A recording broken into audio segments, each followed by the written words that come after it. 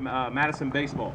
So that's I think, kind of ironic, and I was really pleased when I found out it was going to be this game and I could be here for it. I would have probably tried to come over if we weren't playing and see him for this anyways, but for us to get to compete against Madison on his day, his family's day, is very, very special. I was a new coach in 2011. He was kind of the old guy in the league, most experienced.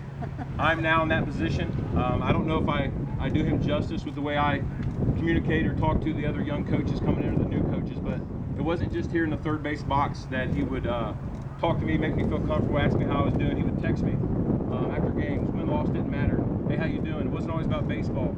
Encouraged me to let me know I was doing things the right way, whether we were winning or losing, and most importantly, to enjoy the process, to enjoy the kids, to enjoy the competition. Sometimes you can put a little pressure on yourself to try to win, which is important, and it was important to him too.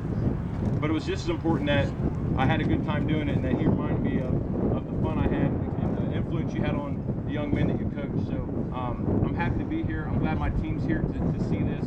I appreciate you. You guys are very, very fortunate to have had him here for as long as he's been here coaching and being an influence on the young men coming through Madison, and I'm sure he'll be around the ballpark for many years to come. So again, we're pleased to be here. Congratulations. Well deserved.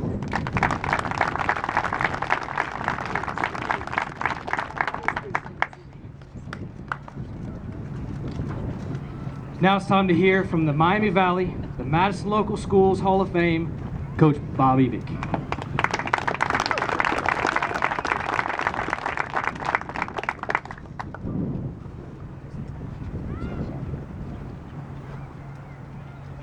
Thank you so much for being here. I see a lot of friends and family and former players and dads, moms, you name it, people I competed against.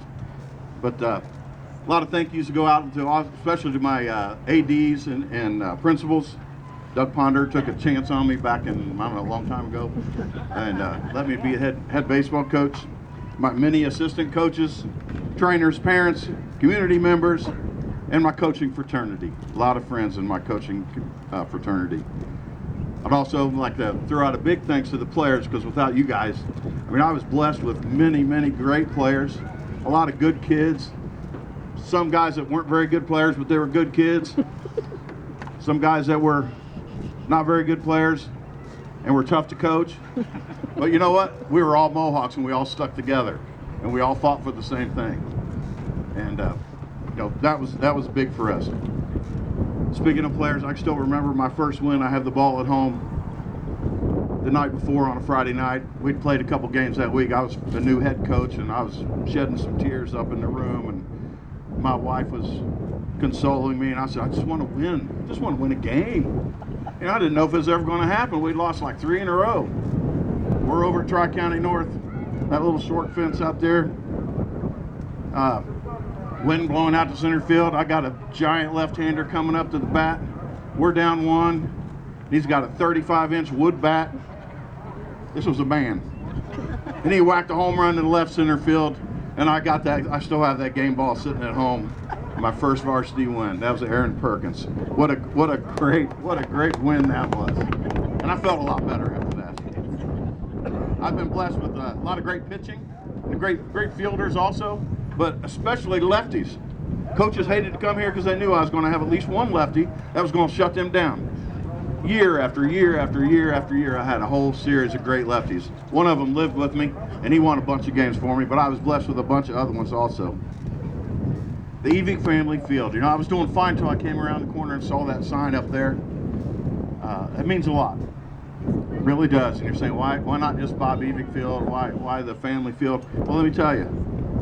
I've got a son that played a bunch of games here and also helped me coach. Robbie did a great job for me. He was one of those great lefties, great hitter. Just helped me coach, helped me win a bunch of games. I don't know, probably over 100. And some of those wins he's been a part of. My other children, Tyler and Cassie, they put up with me being gone a lot in the spring and in the winter. You know, they were athletes also, did a lot of things. I showed up at a lot of track meets in my baseball uniform just in time to see the 4x4. Those of you that know track meets, that's the very last thing. And I'd drive all over the place. So somebody would bring the bus home for me, and I would drive who knows where so I could see one race. I would also leave the field, clean it all up, run into the auditorium, and watch my son Tyler rehearse in there, as he had the lead in several musicals. He played a great Curly, and Joseph and the Joseph Amazing Technicolor Dreamcoat. He was wonderful, and that was a great place. I even got some baseball players to be cowboys in Oklahoma. You know, and some of them said, "Coach, this is great. How come we didn't do this before?" I said, "Well, I have. I don't know what's the matter with you." I said, "Where else can you go and pick up pretty girls and hold them up in the air and everybody cheers for you? This is a great spot." That's probably not PC, sorry. But we go back even farther. I have two older brothers that picked on me a lot. And baseball was big in their life also. I'll post a picture of my dad and my two brothers tonight. I'll put them on Facebook tonight. And I'm the bat boy in the picture, in case you can't figure out who I am.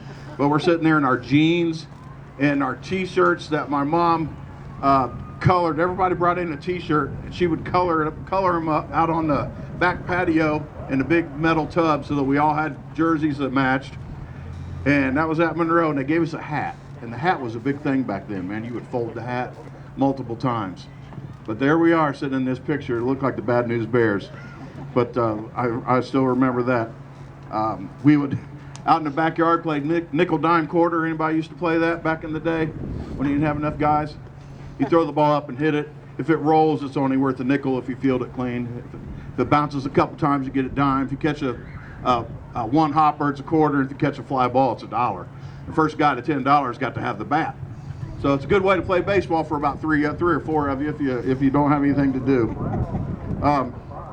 My little sister came to countless games and watched me play, and even came to watch the Mohawks play a whole bunch. In fact, her daughter made the paper. We were playing in Springboro at a district final, and somehow the baseball team didn't make the paper, but her cute little daughter did. She was picking dandelions or something, and she made the paper the next day. It didn't go so good for us, so we didn't make the paper. I think of my in-laws. My mother-in-law, Elsa Croucher, very supportive. Always wanted to know about the games, whatever. I'm not sure she understood what I was talking about, but she was married to a guy we called Crazy Gramps. And Crazy Gramps would sit up there. He would stop at the movie house, get a big giant thing of popcorn and bring it, and sit up there with his air horn stuffed in the back of his pants. And it was for like a semi truck. And he would blow that thing when we would strike people out. One day on a Saturday, I'm sitting up here down in the third base box. Back then, the Mohawks were on this side because it's a bigger dugout. But we were over here, and we were playing Franklin. You'll like this story, Coach. Every time a Franklin guy would strike out, he'd blow the horn. He'd blow the horn, go crazy, and my kids were all laughing. Well, after a while, in between innings, somebody from Franklin, I won't say who, went to the referee and said that wasn't nice because it was hurting the Franklin guys' feelings. So, next guy up, we struck him out. Gramps blew the horn. I'm standing out there, and the umpire comes out and said, "Coach, you need to tell him to stop doing that." So I yelled in my loudest voice over there, "Hey, everybody from Madison, stop cheering when the Franklin guys strike out. And Jim, stop blowing that horn. It is hurting their feelings." It was pretty quiet in the Franklin dugout after that, and we went on to whoop them.